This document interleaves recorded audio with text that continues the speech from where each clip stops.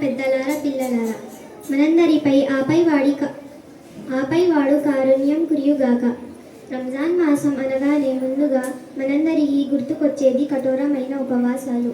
ఉదయం నుండి సాయంత్రం వరకు ఏమీ తినకుండా ఏమీ తాగకుండా కనీసం నోట్లో ఉమ్మిని కూడా కూడబెట్టి మింగకుండా నెల రోజులు ఉపవాసాలు పాటిస్తారు. ఎందుకో తెలుసా? ఎందుకంటే యా అయ్యుహల్లజీన ఆమను కుతిబ అలల్లజీన మిన్ ఖబ్లికుం, దేవుడు ఉన్నాడని, ఆయన ఒక్కడని నమ్మే ముస్లింలారా, మీపై ఉపవాసాలు తప్పనిసరి చేయబడ్డాయి. ఎలాగైతే మీకు పూర్వం ప్రవక్తలను అనుసరించే వారిపై తప్పనిసరిగా చేయబడ్డాయో. ఎందుకంటే లఅల్లకుం తత్తఖూన్, మీలో దేవుడి ఎడల భయభక్తులు జరించాలని.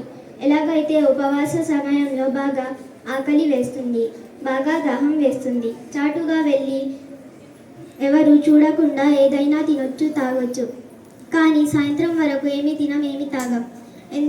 ఎందుకంటే ఎవరు చూసినా చూడకపోయినా ఆపై వాడు చూస్తున్నాడు అన్న భయం.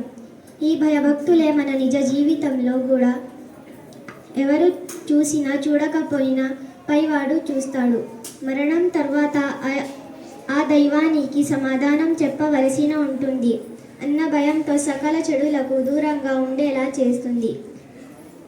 అందుకే ప్రవక్త ముహమ్మద్ సల్లల్లాహు అలైహి వసల్లం ఎవరైతే అబద్ధం ఆచరించడం మానరో వారు ఉపవాసం ఉండి కడుపు మార్చుకోవడం వల్ల అల్లాహ్కు ఏమాత్రం ఇష్టం లేదు అన్నారు.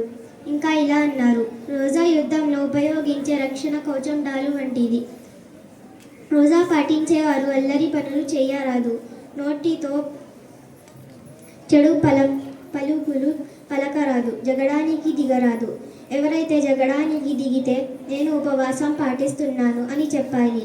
అంటే సకల చెడులకు దూరంగా ఉండేలా శిక్షణ గరిపే నెల రంజాన్ నెల. ఇది సహనం వహించవలసిన నెల, సహనానికి ప్రతిఫలం స్వర్గం.